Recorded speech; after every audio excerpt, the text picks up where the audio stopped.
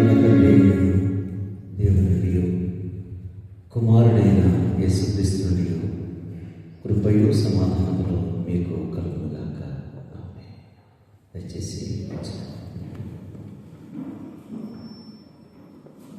తలలోచినట్లయితే ప్రార్థన చేసుకుందాం.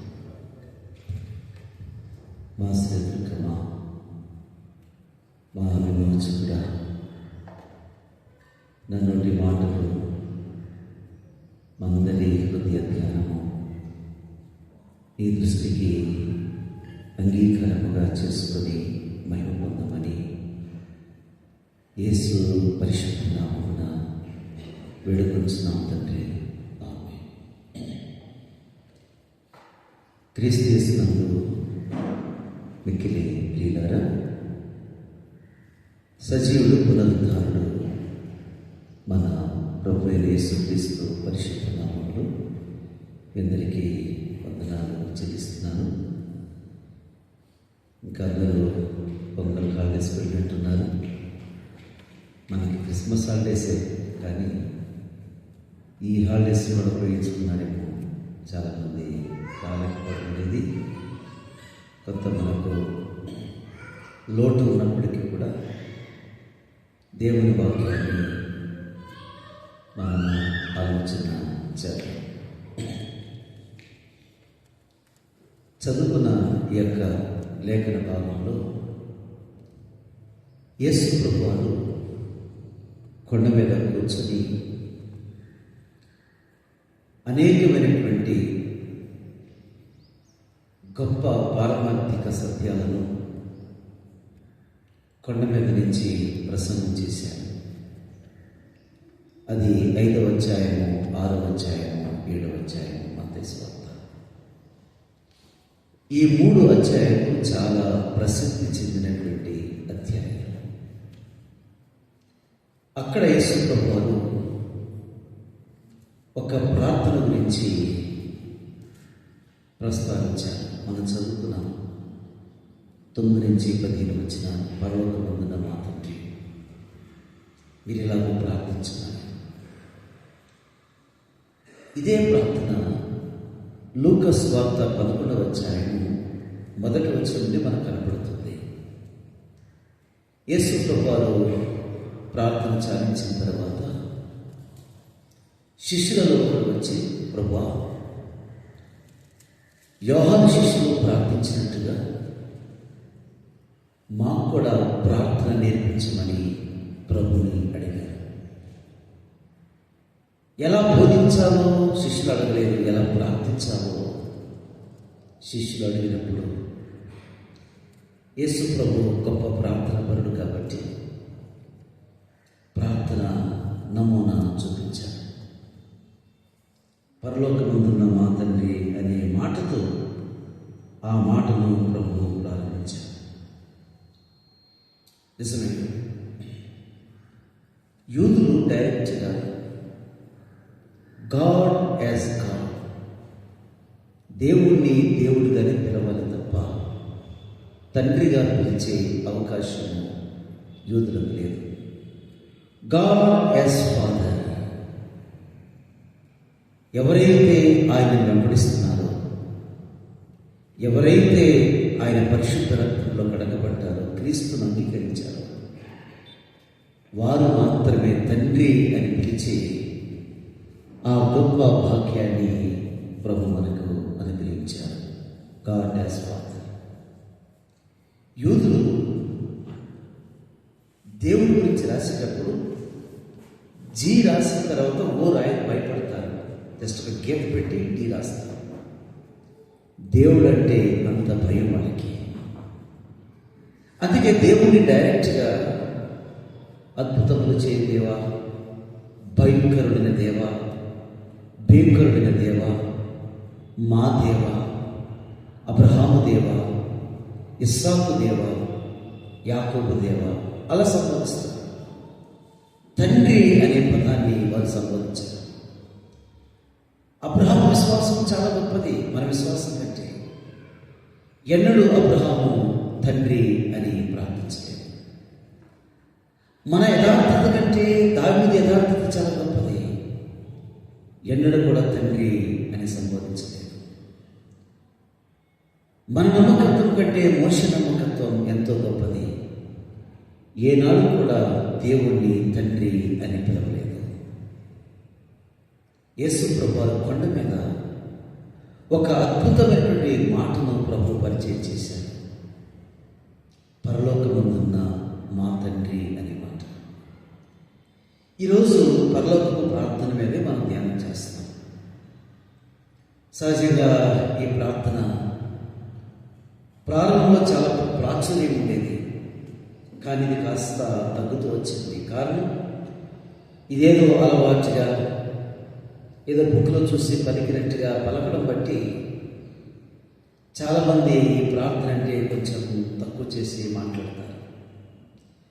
ఎక్కువగా ట్రెడిషనల్ చర్చెస్లో లూథరన్, సిఎస్ఐ, బాప్టిస్ట్, క్యాథలిక్స్ ఇలాంటి చర్చెస్లో ఖచ్చితంగా పరలోక ప్రార్థన. కొన్ని సంఘాలు అయితే వాక్యం ఉండరు, ఆరాధన ఉండరు, పరలోక ప్రార్థన మాత్రం వచ్చేస్తారు. అంటే పరలోక ప్రార్థన చెప్పకపోతే ఏమో అయిపోతుందని చెప్పి భావించి లాస్ట్ మూమెంట్లో పరలోక ప్రార్థనకు వస్తారు, బెండిక్షన్కి వస్తారు. ఈ గ్యాప్ అంటారా చాలా మంది. ఇది చాలా గొప్ప ప్రార్థన, అద్భుతమైన ప్రార్థన, భావగర్భితమైనటువంటి ప్రార్థన. ఈ ప్రార్థనని జ్ఞాపకం చేసుకోవాలి. ఆది కాండం ఫస్ట్ బుక్ నుండి లాస్ట్ బుక్ రెవల్యూషన్, అక్కడ వరకు కూడా ఎన్నో ప్రార్థనలు మనకు కనపడతాయి. ఈ ప్రార్థన ఆదాము కుమారుడు హేబేలు చనిపోతే ప్రతిగా దేవుడు షేతునిచ్చాడు. షేతుకు పుట్టిన కుమారుడే ఎనోష్. ఎనోష్ ద్వారా 4వ అధ్యాయంలో ప్రార్థన ఆరంభమైంది. అక్కడి నుంచి ప్రార్థన ప్రారంభమయ్యి ఫస్ట్ బుక్లో నుంచి లాస్ట్ బుక్ రెవల్యూషన్ చాప్టర్ 6 పరిశుద్ధ ప్రార్థన. అక్కడ వరకు బైబిల్ అంతా కూడా ప్రార్థనలే మనకు కనపడతాయి. ఫస్ట్ బుక్, లాస్ట్ బుక్, ఈ మధ్య అంతా కూడా ప్రార్థనలే. హేబెలు ప్రార్థన, ఎనోష్ ప్రార్థన, నోవహు ప్రార్థన, న్యాయాధిపతుల ప్రార్థన, రాజుల ప్రార్థన, భక్తుల ప్రార్థన, ఎన్నో ప్రార్థనలు. న్యూ టెస్టమెంట్ పౌలు ప్రార్థన, పేతురు ప్రార్థన, ఆత్మసంఘము ప్రార్థన, అంతా కూడా ప్రార్థన. ప్రార్థనకు ఆవశ్యకత బైబిల్లో చెప్పబడింది. ఒక వ్యక్తి సీరియస్ కండిషన్లో వెళ్ళాడు అనుకోండి హాస్పిటల్కి, ఏం మాట్లాడటం లేదు. డాక్టర్ గారు వెంటనే పల్స్ చూస్తాడు. పల్స్ ఏం లేదనుకోండి, డెడ్ అని చెప్తాడు. అలాగే క్రైస్తవునికి ప్రార్థన లేకపోతే అతడు డెడ్ అండి. ఇది స్వయాన మార్టిన్ లూథర్ గారు చెప్పారు. ఏ సంఘమైతే ప్రార్థించదో అది డెడ్ చర్చ్ అని అన్నాడు. ఏ సంఘమైతే ప్రార్థించదో. మనం కేవలం ఆదివారం మాత్రమే పరిమితం చేసుకున్నాం. మిడిల్లో మనకు ప్రార్థనలు లేవు, ఏమీ లేవు. సంఘం ప్రార్థన లేక ట్రై అయిపోతూ ఉంది. ప్రార్థన లేని చర్చ్ డెడ్ చర్చ్. కాబట్టి ప్రార్థన లేని కుటుంబం డెడ్ ఫ్యామిలీ. ప్రార్థన చాలా ప్రాముఖ్యం.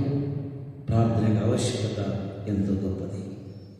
యేసు ప్రభువు యొక్క ప్రార్థన, ఆయన గార్డెన్లో ప్రార్థన చేశారు, సీషోర్ దగ్గర ప్రార్థన చేశారు, విల్డర్నెస్లో ప్రార్థన చేశారు, ఆయన మౌంటైన్ మీద ప్రార్థన చేశారు, చివరికి ఆకాశానికి భూమికి మధ్య వేలాడుతూ కూడా సిలువలో ప్రార్థన చేశారు.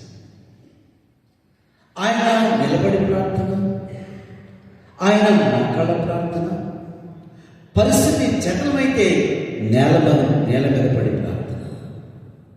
పరిస్థితులు జటిలమైపోతున్నాయా? పరిస్థితులు బిగిసిపోతున్నాయా? పరిస్థితులు స్థితించుతున్నాయా? నేల మీద పడి ప్రార్థన, మోకాళ్ళ ప్రార్థన, నిలబడి ప్రార్థన.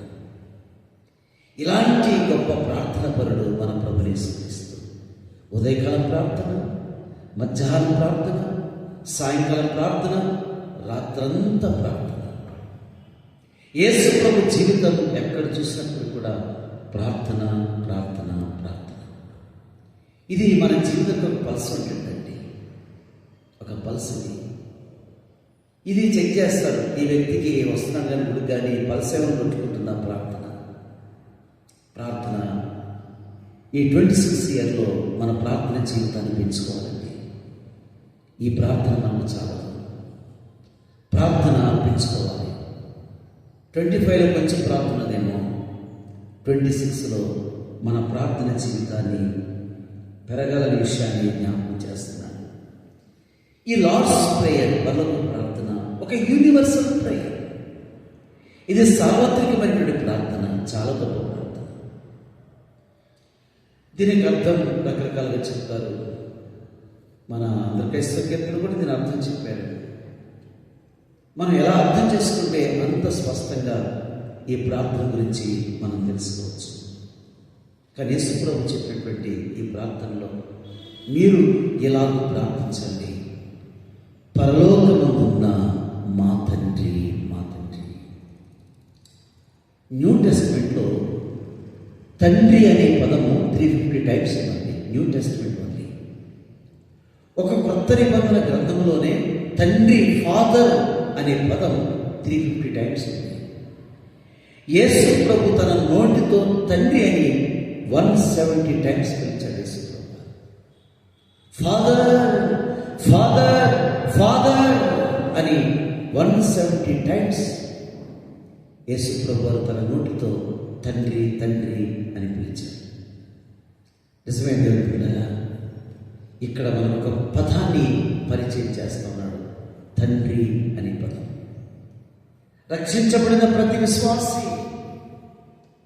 మనం ఈ తండ్రి అని పిలిచేటప్పుడు ఎలా పిలవాలంటే సన్స్ అండ్ డాటర్స్. ఒక 8 అసలు చెప్తాను మీకు. Sons and daughters.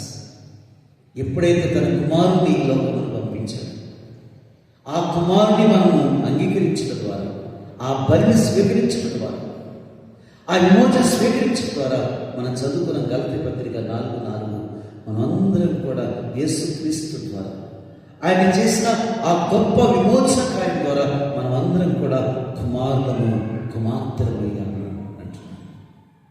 కుమారులము, కుమార్తెలమయ్యాము. Sons and daughters. ఎంత శ్రేష్టమైన మాట కదా. తల్లిదండ్రులు పుట్టిన వాడిని ఏమంటాం అని అంటే, తల్లిదండ్రులు జన్మించిన వారు సన్స్ అండ్ డాటర్స్ అంటారు. ఇక్కడ Sons and daughters of God, Sons and daughters of God. వీళ్ళు దేవుని పిల్లలు, దేవుని కుమారుడు, దేవుని కుమార్తె. ఎంత గ్రేట్ కదా. ఈ రోజున మనకి ఎంత భాగ్యం ఇచ్చాడు. దేవుని కుమారుడు, దేవుని కుమార్తె, సన్స్ ఆఫ్ గాడ్. నిజంగా ఎంత గొప్ప భాగ్యం. అందుకే పరలోకమందున మా తండ్రి. ఆనాడు ప్రజలు కన్నులెత్తి వారి పైకి, పరలోకం ఖాళీగా లేదు. యెషయా పరలోకం ఖాళీ ఉందనుకుంటున్నావేమో. యెషయా అత్యున్నత సింహాసనమందు ఆసీనుడైన ఒకరిని చూచితిని. ఆ సింహాసనం ఖాళీ కాదు. మానవ సింహాసనాలు ఖాళీ అయిపోతాయి కానీ దేవుని సింహాసనం ఎన్నడూ ఖాళీ కాదు. ఆ సింహాసనం మీద తండ్రి కూర్చున్నాడు. అందుకని ప్రభు చెప్తున్నారు, సింహాసనం వైపు చూడండి, పరలోకం వైపు చూడండి. పరలోకమందున్న మా తండ్రి. ఒక సన్స్గా, ఒక డాక్టర్గా మనం ప్రార్థన చేయాలి. అది దేవుని యొక్క వాక్యం. God as God, God as father. ఎంత అద్భుతమైనటువంటి ప్రివిలేజ్ మనకి ప్రభు యేసుక్రీస్తు మనకి ఇచ్చారు. ఎంత గొప్ప పదం, తండ్రి అని పిలిచే గొప్ప పదం. ఎంత అద్భుతంగా ఇచ్చాడు మనకి. ఏబి మాస్టర్మణి గారు అన్నారు, దేవునికి కుమారులు, కుమార్తెలు తప్ప గ్రాండ్ చిల్డ్రన్ లేరు అని చెప్పాడు ఆయన. అంటే నేనైనా ఫాదర్ని పిలవాలి, నా పిల్లలైనా పిలవాలి, వాళ్ళ పిల్లలైనా ఫాదర్ అని పిలవాలి, మునిమనవాళ్ళు కూడా తండ్రి అని పిలవాలి. God is God, God is Father. ఎంత గొప్ప ప్రివిలేజ్ ఇచ్చాడు, ఎంత గొప్ప సంబంధాన్ని దేవుడు మనకిచ్చాడో జ్ఞాపకం చేసుకోవాలి. It's my great privilege. మన జీవితంలో ఏదైనా పావర్టీ ఉన్నదా? మనకి ఏదైనా పావర్టీ ఉండొచ్చు. ఒక పేదరికం ఉండొచ్చు, ఒక దారిద్ర్యం ఉండొచ్చు. అలాంటి సందర్భాలలో మన కన్నులెత్తి పరలోకమందు నాకు తండ్రి ఉన్నాడని ఎరిగి గుర్తించి ఒక సన్నగా, ఒక డాక్టర్గా మనం ప్రార్థించాలని ప్రభు చెప్పారు. నువ్వు ప్రార్థించినప్పుడు ఏమని ప్రార్థించాలి? నేనొక దేవుని కుమారుడను, దేవుని కుమార్తెను అని గుర్తించి, నువ్వు దేవుని కుమార్తెను, దేవుని కుమారుడిని గుర్తించి నీ తండ్రికి ప్రార్థించు అని యేసు ప్రభు చెప్పారు. నువ్వు ప్రార్థించేటప్పుడు ఒక సన్నగా, ఒక డాక్టర్గా ప్రార్థించాలనే విషయాన్ని ప్రభు మనకు జ్ఞాపకం చేస్తారు. God as Father. యేసు ప్రభు ఏం చెప్పారో తెలుసా? డైరెక్ట్గా మీరు తండ్రిని అప్రోచ్ అవ్వండి అన్నాడు. మీడియేటర్స్ లేడు, బిషప్ లేడు, పాస్టర్ లేడు. పాస్టర్ ద్వారా కాదు, డైరెక్ట్గా మీరు ప్రార్థించాలి. డైరెక్ట్గా దేవుడు అప్రోచ్ అవ్వండి. మీకే పరిస్థితి ఉన్నప్పుడు ఆయన మీ తండ్రి, మీ మనవలు పెట్టారు. ఈ వాక్యం యేసు ప్రభువు తెలియజేశారు. మొట్టమొదటి మనం చూస్తే పరలోకమందున్న మా తండ్రి, మనకు తండ్రి ఉన్నాడు, ఆయనకు పుట్టాము, ఆయన మనకు కన్నాడు, ఆయన మనకు కొన్నాడు. కాబట్టి మనకు తండ్రి ఉన్నాడని గుర్తించి మన కళ్ళెత్తి దేవుడి వైపు అడుగుదాము. మన సమస్యలు, మన అక్కర్లు ప్రభుకి తెలియచేద్దాం. మొట్టమొదటిగా సన్స్ అండ్ డాటర్స్గా ప్రార్థించాలి. రెండవది, నీ నామము పరిశుద్ధపరచబడును గాక. సెయింట్స్గా ప్రార్థించాలి. సెయింట్స్గా ప్రార్థించాలి. మనం అందరినీ ఏం చేశాడనంటే ప్రభు యేసుక్రీస్తు మనందరినీ పరిశుద్ధులుగా చేశాడు. మనమందరం పరిశుద్ధులం. గతంలో మనం పాపమైన మనలను యేసుక్రీస్తు రక్తము ద్వారా, ఆయన చేసిన గొప్ప బలియాగము ద్వారా, ఆ విమోచన కార్యము ద్వారా మనందరినీ ఏం చేశాడనంటే పరిశుద్ధులుగా చేశాడు. మీరు ఎఫెసీ పత్రిక చదవండి, ఎఫెసీ సంఘంలో ఉన్న పరిశుద్ధులందరికీ. కొరింథీ సంఘం చదవండి, కొరింథీలో ఉన్న పరిశుద్ధులకు. ఫిలిప్పీ సంఘం చూడండి, సకల పరిశుద్ధులకు. ఏ పత్రిక చూసినప్పుడు కూడా పరిశుద్ధులకు, పరిశుద్ధులకు, పరిశుద్ధులకు. ఎంత అద్భుతమైనటువంటి టైటిల్ మనకు ఆపాదించబడింది ఆలోచించి. ఈ రోజున కథోలిక్స్ 6,000 మందికే సెయింట్స్ అని పిలిపించారు. అందరికి ఇవ్వలేదు. 6,000 మందికి ఇచ్చారు సెయింట్ అనే పదం, అందరికి ఇవ్వలేదు. కానీ ఇప్పుడు వాళ్ళు 6,000 కాదు కదా, దేవుడు మనను ఉచితంగా సెయింట్స్గా చేశాడు, మనం పరిశుద్ధులుగా చేశాడు. తండ్రికి ప్రార్థించినప్పుడు కుమారుడుగా, కుమార్తెగా గుర్తించి ప్రార్థించాలి. రెండవది, నేను ఒక సెయింట్ని, నేను ఒక పరిశుద్ధుడిని అని గుర్తించి ప్రార్థించాలి. ఒక పరిశుద్ధుని గుర్తించి ప్రార్థించాలి. అది వెరీ వెరీ ఇంపార్టెంట్. యెషయా దేవాలయంలో ఉన్నాడు. అకస్మాత్తుగా పరలోకం చూశాడు, ప్రభువును చూశాడు, శరాబులు కెరూబులు చూశాడు, సింహాసనం చూశాడు. పరలోకంలో ఏం జరుగుతుంది, అసలు పరలోకంలో ఏం జరుగుతుందో చూసినప్పుడు మనం చదువుకున్నాం యెషయా గ్రంథం 6వ అధ్యాయం 3వ వచనం. పరిశుద్ధుడు, పరిశుద్ధుడు, పరిశుద్ధుడు. పరలోకమంతా కూడా పునాదులు అదిరిపోయేంత కూడా మొత్తం గడప కమ్ములు అదిరిపోతున్నాయి. పరిశుద్ధుడు, హోలీ, హోలీ, హోలీ. పరలోకంలో అడుగు పెడితే పరిశుద్ధుడు, పరిశుద్ధుడు, పరిశుద్ధుడు. ఆ పదం తప్ప పరలోకంలో వేరే పదం లేదు. పరిశుద్ధుడు, పరిశుద్ధుడు, పరిశుద్ధుడు. మనం అనుకుంటాం పరలోకంలోకి వెళితే ఏదేదో వ్యక్తి జరుగుతుంది అనుకుంటాం. నో, పరలోకంలోకి వెళితే ఒకటే మాట వినపడుతుంది, సైన్యములకు అధిపతి యెహోవా పరిశుద్ధుడు, పరిశుద్ధుడు, పరిశుద్ధుడు. ఇలాంటి పరిశుద్ధుడైనటువంటి దేవుడు ఆయన భూలోకానికి వచ్చి పాపమైన మనం, అపరిశుద్ధమైన మనం, దేవుడు తన రక్తం కార్చి మనలందరినీ పరిశుద్ధులుగా చేస్తున్నాడు. ఇప్పుడు మనమందరం కూడా పరిశుద్ధులం. అందుకని సకల పరిశుద్ధులు అంటాడు సంఘం రాస్తాం. మన గురించి కూడా వీళ్ళందరూ పరిశుద్ధులండి, సెయింట్స్ అండి అని పిలువబడ్డం ఎంత భాగ్యం. ఈ భూమి మీద మనం ఆయనకు కుమారులుగా పిలవబడుతున్నాం. ఒకటి బ్లెస్సింగ్ అయితే, రెండవది సెయింట్. దేవుడు ఎంత పరిశుద్ధుడో ఆ పరిశుద్ధత ప్రభు మనకిచ్చారు. నిజమే, ఒక మాట మీకు చెప్పాలి. ఇక్కడ బైబిల్ చట్టం ప్రకారంగా పిల్లలకు ఎవరింటి పేరు వస్తుంది? బైబిల్ చట్టం ప్రకారంగా పిల్లలకు ఎవరింటి పేరు వస్తుంది? తండ్రి ఇంటి పేరు వస్తుంది. ఎందుకంటే డిఎన్ఏ తండ్రిది కాబట్టి కదా. కాబట్టి మనం ఖచ్చితంగా బైబిల్ చట్ట ప్రకారమైన, ఈ లోక చట్ట ప్రకారమైన బైబిల్ చెప్పేది ఏంటంటే తండ్రి యొక్క డిఎన్ఏని బట్టి పిల్లలకు ఇంటి పేరు వస్తుంది. అలాగే మన ప్రభు తండ్రి ఆయన ఎంత పరిశుద్ధుడో సేమ్ అదే పరిశుద్ధత ఆయనకు జన్మించడం ద్వారా, ఆయన కుమారునికి మనము జన్మించడం ద్వారా, ఆయన కుమారుని ప్రేమించడం ద్వారా, తిరిగి జన్మించడం ద్వారా ఆ పరిశుద్ధత మనకు వచ్చింది. ఆ పరిశుద్ధత దేవుడు మనకిచ్చాడు. ఒక ఆయన పరలోకం పట్టిన నమూనాని, పరలోకం ఎలా ఉంటుందో మెజర్మెంట్స్ చెప్పాడండి. పరలోకం ఎంత పొడుగు ఉంటుంది, ఎంత ఉంటుందని. ఈ మాట చెప్పింది ఒక సెలబ్రిటీ ప్రాస్పర్టీ స్పీకర్ కాదు, మంచి వేదాంతి చెప్పాడు. ఆయన మాట చాలా అద్భుతంగా ఉందన్నమాట. పరలోక పట్టిన నమూనా కొలతలేసి కూడా చెప్పాడు.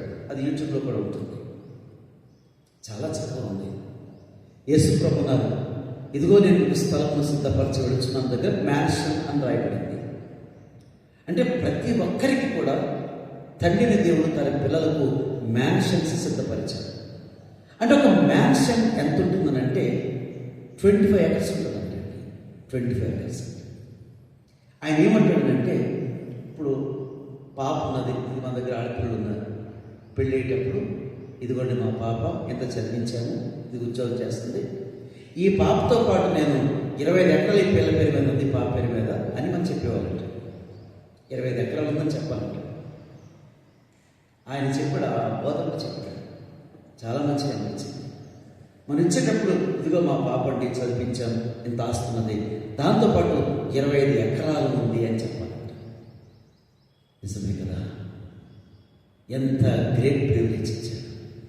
ఆ పరిశుద్ధత, ఆ విశిష్టత ఎంత శ్రేష్టమైనదో ఆలోచన చేయండి. సెయింట్స్గా ప్రార్థించాలి, సెయింట్స్గా ప్రార్థించాలి. ఆయన పరిశుద్ధుడు, ఆయన పరిశుద్ధుడు. ఒక పాట పాడండి, ఈ పరిశుద్ధ పరిశుద్ధ అనే పాట ఒక్కటి తీయండి. పరిశుద్ధ ఒకసారి కొట్టాము, ఒక చరణం కొట్టండి. అది కొట్టిన తర్వాత పరిశుద్ధ పరిశుద్ధ ప్రభువా.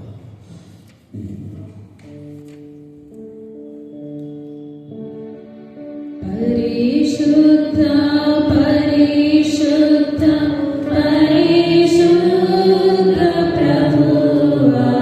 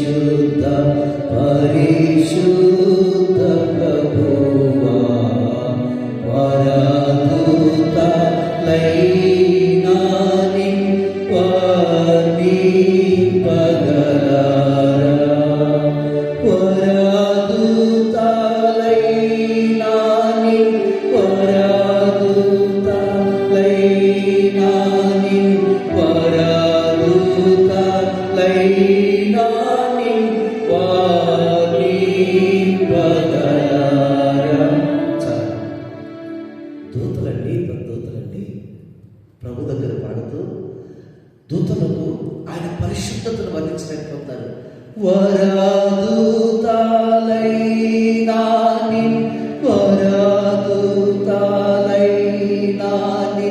వరాదూతాలైనాని వర్ణింపగలరా.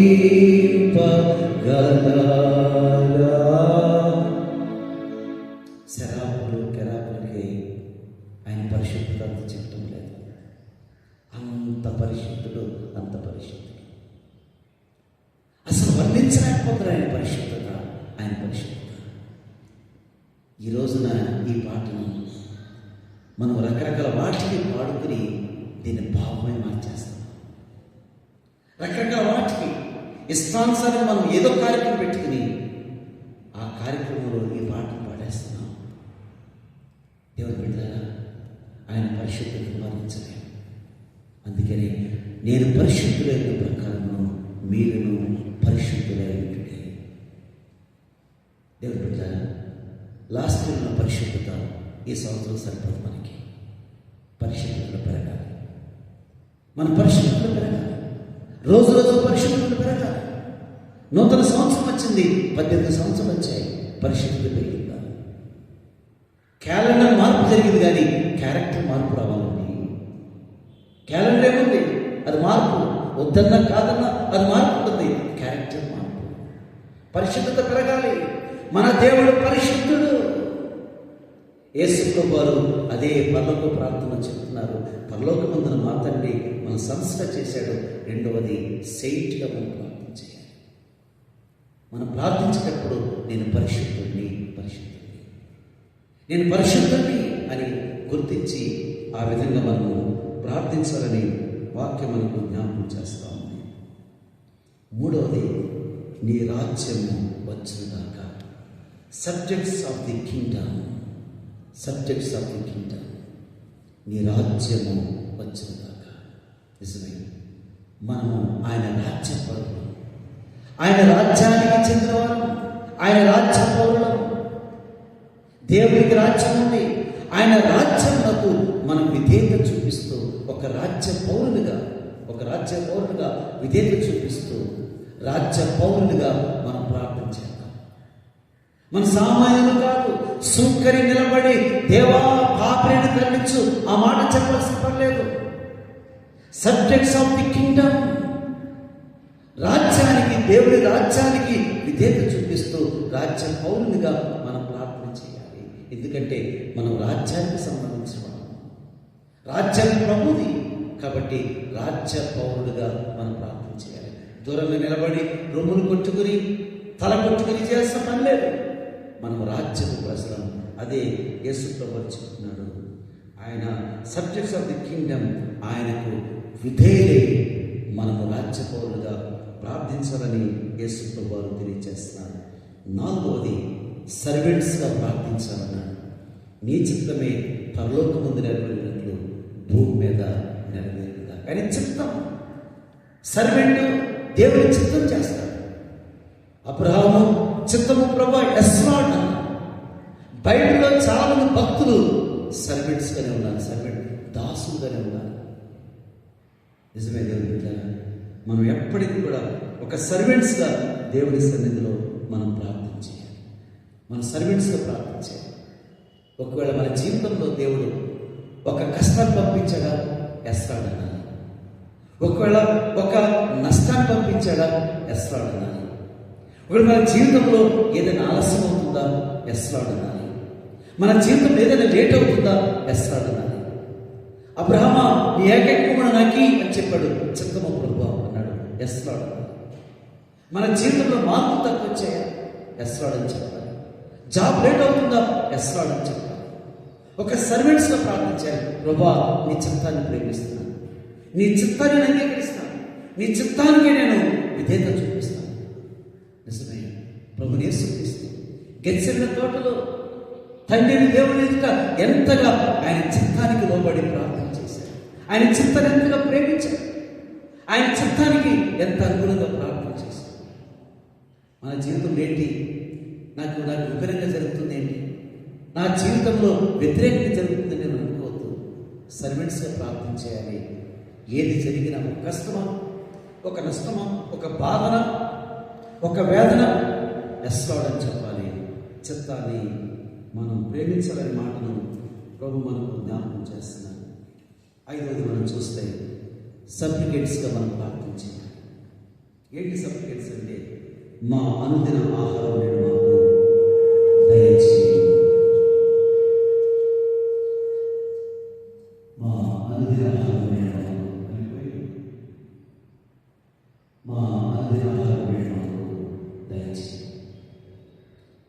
నిజంగా ఇది ఎలా ప్రార్థన చేస్తామంటే యాచించాలి. సర్టిఫికేట్స్ యాచించాలి. మనం ప్రార్థించాలి. మా అనుగ్రహము నేను మాకు దయచేయి. రేపు 7వ శ్రమకాలంలో యూదులు ప్రార్థన చేస్తారు. సరిగ్గా యూదులు శ్రమకాలంలో ఈ ప్రార్థన చేస్తుంటారు. సర్టిఫికేట్స్ యాచించాలి. మా అనుగ్రహం నేడు మాకు దయచేయి. యేసు నేడు మా అనుగ్రహం మాకు దయచేయి. ఫ్యామిలీ లైఫ్లో ఎన్నో ప్రాబ్లమ్స్ ఉంటాయి, ఎన్నో ఉంటాయి. అనుదినంలో ఎన్నో సమస్యలు ఉంటాయి, ఎన్నో ఇబ్బందులు ఉంటాయి. వాటన్నిటి కొరకు మనం ఏం చేయాలి? యాచించాలి. సర్టిఫికేట్స్గా యాచించాలి. అడగాలి. అది చాలా గొప్ప ప్రార్థన. మన కొరతలు తీర్చాలి. మనం విడిపెట్టాలి. ఓ మాట చెప్పాలి. నేడు మాకు కావలసిన అనుదిన ఆహారం మనకు మంచిగా ఓకే, మనకు అనుదిన ఆహారం ఇచ్చాడు. గుడ్, బాగుంది. అనుదిన ఆహారం ఇచ్చాడు. అంతకంటే యేసు ప్రభు అన్నారు, జీవాహారం నేనే. ఆనాడు మోషే పంపించిన ఆ మన్నాను తిని చనిపోయాడు. ఈ జీవాహారం తినవాడు ఎన్నడూ నశింపడు, ఎవడు చనిపోడని ప్రభు చెప్పారు. అనుదినము ఆహారము నేడు మాకు దయచేయి. నిజమే, అనుదిన ఆహారము దేవుని వాక్యమే. అనుదిన ఆహారము నేడు మాకు దయచేయి. 7 రోజులు రెగ్యులర్గా ఈ వాక్యాన్ని ఎంతమంది తిన్నారండి? అంటే చదివారు 7 రోజులు, ఒక్కరోజు కాదు, 7 రోజులు అనుదినం. ఎంతమంది చదివారు? ఎంతమంది చదివారు? 7 రోజులు, 7 days. అక్కడ 2 చేతులు పెద్దవాళ్ళు. దేవుని బిడ్డ సర్టిఫికేట్స్ ప్రభావ ఈరోజు తీర్మానం చేసుకోండి. అనుదిన ఆహారం, అవర్ డైలీ బ్రెడ్. దేవుడు మనకు డైలీ బ్రెడ్ ఉచితంగా ఇస్తూ ఉన్నాడు. రేషన్ ఫుల్గా ఉంది, కానీ దేవుడు వాక్యం మాకు దయచేయి. మాకు ఆహారం దయచేయి, వాక్యం దయచేయి. సర్టిఫికేట్స్ యాచించాలి. మాకు వాక్యం కావాలి ప్రభు. మన యొక్క డైలీ లైఫ్లో, ఫ్యామిలీ లైఫ్లో యాచించినప్పుడు ఆహారం మాత్రమే కాదు, కొరతనే కాదు, ఏవైనా మన జీవితంలో ప్రభు జరిగిస్తున్న విషయాన్ని జ్ఞాపకం చేసుకోవాలి. 6వది సిన్నర్స్గా ప్రార్థించాలి అని చెప్తున్నాను. మా రుణస్థులను మేము క్షమించిన ప్రకారము మా రుణములను క్షమించము అంటారు. లూకాసు 11వ అధ్యాయంలో దాని గురించి చాలా స్పష్టంగా రాశాడు. సిన్నర్స్గా ప్రార్థించాలి. ఏంటి పాస్టర్ గారు సిన్నర్స్గా ప్రార్థించాలంటే, కొన్నిసార్లు ప్రభు చెప్పాడు మనలో బలహీనతలు ఉంటాయని చెప్పారు. మనలో చాలా బలహీనతలు ఉంటాయి. బలహీనతలు లేని వారు ఎవరు లేరు. ఆ బలహీనతలన్నీ కూడా ప్రభు ఏం చేస్తాడంటే ఆ బలహీనత నుంచి విడిపిస్తాడు, సహాయం చేస్తాడు. కాబట్టి ప్రభు, నాలో ఈ బలహీనతలు ఉన్నాయి, నాలో ఈ పొరపాట్లు ఉన్నాయి అని ఒక సిన్నరగా నువ్వు ప్రార్థన చేస్తే ఏం జరుగుతుందో తెలుసండి. చూద్దాం. యోహాను రాసిన మొదటి పత్రిక 1వ అధ్యాయం 9వ వచనంలో యోహాను అంటాడు, మన పాపములను మనము ఒప్పుకొనిన ఎడల. ఈ మాట చెప్తున్నాను, ఒక మాట చెప్తున్నాను. మన పాపములు మనము ఒప్పుకొనిన ఎడల. ఎవరి పాపములు? ఎవరి పాపములు? మన పాపములు. మన పాపముల మాట ఎవరు రాశారు? యేసు ప్రభు రొమ్మున ఆనుకున్న శిష్యుడని యోహాను రాశాడు. పరలోకంలోకి వెళ్ళిన వాడు, యేసు ప్రభు రొమ్మున ఆనుకున్నవాడు. ఆయన పాపం ఏంటి? ఆల్మోస్ట్ 90 years వచ్చేసింది, 90 సంవత్సరాలు. ఇక్కడ ఆయనతో పాటు కూడా కలుపుకుంటున్నాడు. మనము అంటున్నాడు. సహజంగా ఏమంటే ఎదురు చూపిస్తూ ఉంటాం.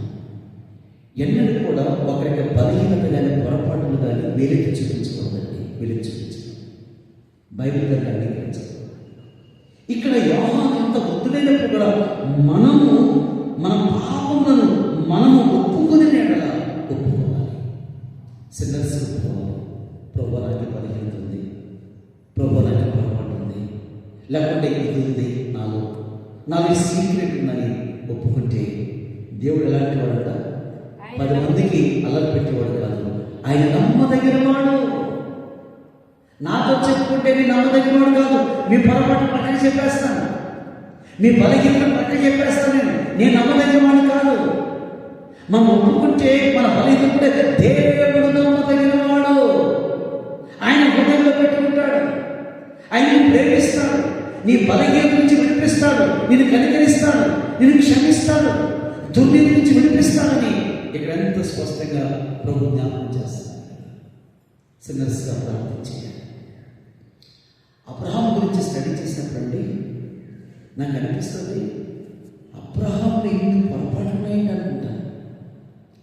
ఒక పెద్ద సేవకుడు అడిగారు, అయ్యగారు అబ్రహాం జీవితంలో అడుగడుగునా మీకు కనపడవు, కానీ నేను స్టడీ చేస్తాను కదా, ఎన్ని పొరపాట్లు ఏంటన్నప్పుడు ఉంటాయమ్మా, అందరికీ ఉంటాయి పొరపాట్లు, ఇబ్బందులు ఉంటాయి, ఎన్నో ఉంటాయి, లోపాలు ఉంటాయి. ఆయన కూడా మనలాంటి మనిషి. కొంతమంది జీవితం యాకపు ఎన్ని పొరపాట్లు అంటే ఎన్ని పొరపాట్లు అనిపిస్తుంది. అయితే మనం ఒప్పుకుంటే దావీదు పొరపట్లేదా? దావీదు సన్నాడు కదా, అతను సెయింటే. డేవిడ్ కలిసిన్నాడు, కానీ ప్రార్థించాడు, హిస్సోపులను కడుగు, దేవా నా జీవితాన్ని హిమము కంటే తెల్లగా చేయమని అతను ప్రార్థించలేదా? డేవిడ్ సెయింట్, కానీ సిన్నర్ అయ్యాడు, ప్రార్థన చేశాడు. నా దోషాలను కడుగు ప్రభువా, నన్ను కడుగు ప్రభువా, నాకు శుద్ధ హృదయం కలుగ చేయమని దేవుడు ప్రార్థించలేదా? ఒక సిన్నర్గా ప్రార్థించలేదా? ప్రభు క్షమించి మళ్ళా సెయింట్గా చేయలేదా? ఎస్, సిన్నర్గా ప్రార్థించాలి. నా పొరపాటు. శాంసన్ జడ్జ్ ఎంత గొప్పవాడండి, ఫిలిస్తీన్లను వణికించేశాడు ఆయన. ఒక్క గాలి ఎముకతో 1000 మందిని చంపినవాడు, అంత చేసి పొరపాటు లేదా అతనికి? సెయింట్ సిన్నర్గా మారలేదా? కానీ పశ్చాత్తాపడ్డాడు. దేవా దయచేసి ఒక్కసారి జ్ఞాపకం చేస్తున్నాం లేదా? ఒక్కసారి దేవుడు పొరపాటు క్షమిస్తాడు, పాపం చేసి క్షమిస్తాడని చెప్పి మనం దాని లైసెన్స్ తీసుకోకూడదండి. రిపీట్గా చేయకూడదు. మనలో పొరపాటు ఉంటాయి, తప్పులు ఉంటాయి, మనలో ఎన్నో అభ్యంతరం ఉంటుంది. అది ప్రభు మనం గుర్తు చేసినప్పుడు మనం ఒప్పుకుంటే దేవుడు నమ్మదగిన వాడు. సమస్త దుర్నీతి నుంచి మనం కడిగి పరిశుద్ధులుగా చేస్తాడని ఈ వాక్యంలో యేసు ప్రభువు చెప్పారు. సాక్షాత్తు యేసు ప్రభువు చెప్పిన మాట నిజమే. పరలోకమందున్న మా తండ్రి అనే పదములో దేవుడు మనల్ని సన్సన్ డాక్టర్గా చేశాడు. రెండవది సెయింట్స్గా చేశాడు.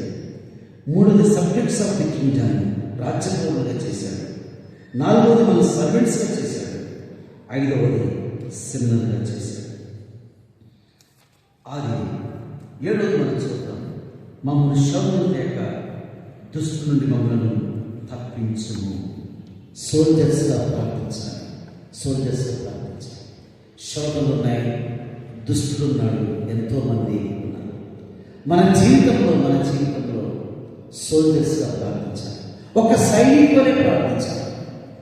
మనం ఎంఎస్సీ పత్రిక చదువుతున్నాం అనుకుంటే ఆలోచనలో మీరు సర్వాంగ కవచము ధరించుకోని చెప్పి 7 రకాలైనటువంటి కవచాన్ని పంపించాడు. ఆర్మర్స్ ఇచ్చాడు.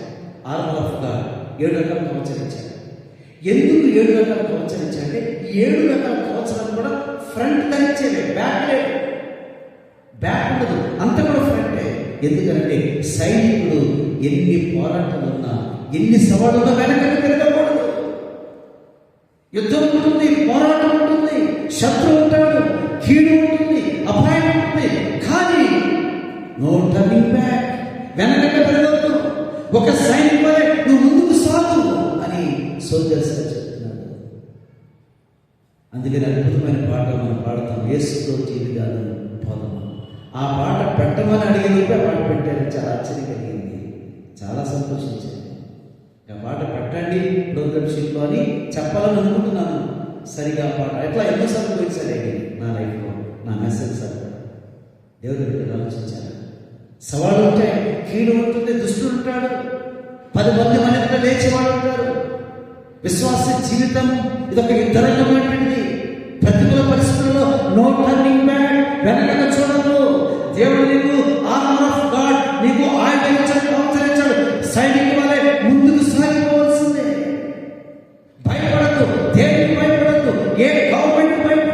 ఏ పరిస్థితికి భయపడద్దు, ఏ అనారోగ్యానికి భయపడద్దు, ఏ సమస్యకు భయపడద్దు. ముందుకు సాగాల్సిందే. నీ వెనుతిరిగానే మాట ఉన్నది, నీ వెనుతిరిగానే మాట. ఎస్, వెనుతిరగద్దు. యేసు ప్రభు చెప్పిన మాట పర్లోక ప్రార్థనలో సోల్జర్స్గా ప్రార్థించాలి. నువ్వు ప్రార్థించినప్పుడు ఒక సైనికుడిగా ప్రార్థించాలి. ఒక పిరికి వాడుగా, పిరికి మందుగా ప్రార్థించద్దు. నేను సైనికుడిని, నేను పోరాడతాను, విజయం సాధిస్తాను అని పెట్టుకోవాలి. వాటం అనే పదం మీ నుంచి రాకూడదండి. పాస్టర్ ఓడిపోతున్నామండి. నో, ఓడిపోకూడదు. ఇలాంటి సోల్జర్. దేవుడు నీకు ఆలోచించాడు, ఆయుధాలు ఇచ్చాడు, కవచాలు ఇచ్చాడు. ప్రతి సవాళ్ళను ఎదుర్కొంటూ ముందుకు సాగాల్సిందే. అది ఏదైనప్పటికీ కూడా ముందుకు సాగాల్సిందే. భయం ఉన్నాయా, ఆందోళనగా ముందుకు సాగాల్సిందే. సోల్జర్స్గా ప్రార్థన చేయాలి. నిజమే. 7వది మనం ఏం చేయాలంటే, ఫుట్ నోట్లో 2 అని వేసాడు చూడండి. ఇక్కడ ఏమని వేసాడు? కింద ఫుట్ నోట్ ఏముంది? దుష్టు మమ్మల్ని తప్పించుకున్నది ఫుట్ నోట్ వేసాడు. ఏమని ఫుట్ నోట్లో? రాజ్యము, బలము. మనం అంటాం కదా, ఇదే మాట్లాడతాం. చాలా మంది తీసేస్తారు. రాజ్యం, బలం ఫుట్ నోట్లకు పెట్టాలి. మన నూతనస్ మాత్రం ఫుట్ నోట్లకు మనం వాడతాం. మిగతా సంఘాలకి మాట్లాడదండి. రాజ్యము, బలము, శక్తి అని మాట్లాడుతుంది. పలం ప్రార్థన వాళ్ళు చెప్పిన మనకు పోయినసారి అవ్వదు. ఎందుకు ఎవరు పదాలు పెట్టి చేస్తారు? యేసు ప్రభు చెప్పారు, రాజ్యము, బలము, శక్తి, స్పిరిచువల్ వాయిస్. నిజమే. మనం కూడా ఆత్మీయంగా ప్రార్థించాలి. రాజ్యము, బలము, శక్తి, మహిమ సమస్తము నీకే కలుగుగాక, ఆమేన్ అని చెప్పారు. నిజమే. ఉదయకాలం దేవుని బిడ్డ 8 రకాల ప్రార్థన, పరలోక ప్రార్థనలో 8 రకాలుగా చెప్పాడు. మన కుమారులు చేశాడు, కుమార్తెలు చేశాడు. మన సన్స్ అండ్ డాటర్స్. పరలోక తండ్రి అనే పదం కొత్త నిబంధనలో 350 టైమ్స్ ఉంది. యేసు ప్రభు 170 టైమ్స్ తండ్రి అనిపించాడు. మనకు తండ్రి ఉన్నాడు, తండ్రితో వ్యక్తిగత సంబంధం పెట్టుకోవాలి. 2వది సైన్స్గా చేశాడు. పరిశుభ్రంగా మనం ప్రార్థన చేయాలి. మన సబ్జెక్ట్స్ ఆఫ్ కింగ్డమ్, రాజ్యపౌరులుగా ప్రార్థించాలి, సర్వెంట్స్గా ప్రార్థించాలి, సప్లికెంట్స్గా ప్రార్థించాలి, సిన్నర్స్గా ప్రార్థించాలి, సోల్జర్స్గా ప్రార్థించాలి, స్పిరిచువల్స్గా మనం ప్రార్థించాలి. అప్పుడు ఈ ప్రార్థన ఫలము ఎంత ఆశీర్వాదము, ఎంత దేవుడు ఆలోచన చేశారు. ఆ పరలోక ప్రార్థన గురించి ఎంత అద్భుతంగా వివరించారండి. ఈ మాటలు పలకండి, ఈ మాటలు చెప్పండి. ఈ మాటల యొక్క భావాన్ని తెలుసుకున్నప్పుడు ఎంత శిష్యులను ఆనందించారు కదా, ఎంత ప్రార్థించుకున్నారు. కాబట్టి దేవుడు కదా, మన సంఘంలో మన బిడ్డలకు ఖచ్చితంగా తప్పకుండా పరలోక ప్రార్థన రావాలి. దాని భావాన్ని కూడా మనం తెలుసుకోవాలి. ఎందుకంటే తండ్రి అని పిలిచే గొప్ప వాక్యం. అబ్రాహాము విశ్వాసవీరుడే, తండ్రిని పిలవలేకపోయాడు. దావీదు యథార్థవంతుడే, తండ్రిని పిలవలేకపోయాడు. మోషే ఇల్లందు నమ్మకమైన వాడే, తండ్రిని పిలవలేకపోయాడు. పాత నిబంధన గ్రంథంలో ఎవరు కూడా తండ్రిని పిలవలేదు. గాడ్ యాజ్ గాడ్ అట్లని పిలిచారు.